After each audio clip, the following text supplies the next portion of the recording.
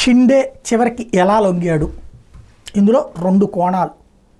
ఒకటి, ముందు తనకి సంబంధించినటువంటి తన పార్టీకి సంబంధించిన కార్యకర్తలు నువ్వు కనుక మంత్రి పదవి తీసుకోకపోతే మేమందరం రోడ్డును పడతాం, నువ్వు డిప్యూటీ సీఎం తీసుకో, అట్లాగే మన ఎమ్మెల్యేలందరినీ ఉండని, అలాగే మంత్రులు దాదాపు 11 దాకా వస్తే కదా తీసుకోండి, పని చేసుకుందాం, మనం నిదానంగా ముందు వెల్ సెటిల్డ్ అయ్యాక అప్పుడు బీజేపీని దెబ్బకొట్టే స్థాయికి వస్తాం మేము, అప్పటిదాకా నువ్వు ఇబ్బంది పెట్టద్దు అని సూచించారట.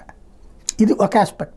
రెండవ ఆస్పెక్టు, ముందు మనం సెటిల్ అయిన తర్వాత భవిష్యత్తులో మనం బయటకు వచ్చేద్దాం, ఓ 2-3 ఏళ్ల తర్వాత, అప్పుడు ప్రతిపక్ష పాత్ర మనం పోషిద్దాం, మనకి 50 సీట్లోనే కాబట్టి అప్పుడు ప్రతిపక్ష నేతగా నువ్వే ఉంటావు, తద్వారా రాబోయే రోజుల్లో ఉద్ధవ్ థాకరే కానీ అజిత్ పవార్ కానీ వీళ్ళందరూ పక్కెళ్ళిపోతారు, బీజేపీ వర్సెస్ మనము, అప్పుడు నెక్స్ట్ ఎలక్షన్స్లో నువ్వే సీఎం అవుతావు, మరాఠా యోధుడిగా, ఎందుకంటే బీజేపీ ఫడ్నవీస్ని పెట్టింది కాబట్టి మరాఠా యోధుడిగా ప్లస్ హిందుత్వ పాజిటివ్గా ఉన్నటువంటి వాడిగా నువ్వే అవుతావు, కాబట్టి నువ్వు ఎక్కడా ఇబ్బంది పెట్టద్దు, పని చేసుకోమని చెప్పారని, అందుకనినే తను ఎట్టకేలకు ఒప్పుకున్నాడు అన్నటువంటిది ప్రస్తుతం మహారాష్ట్రలో వినబడుతున్నమాట.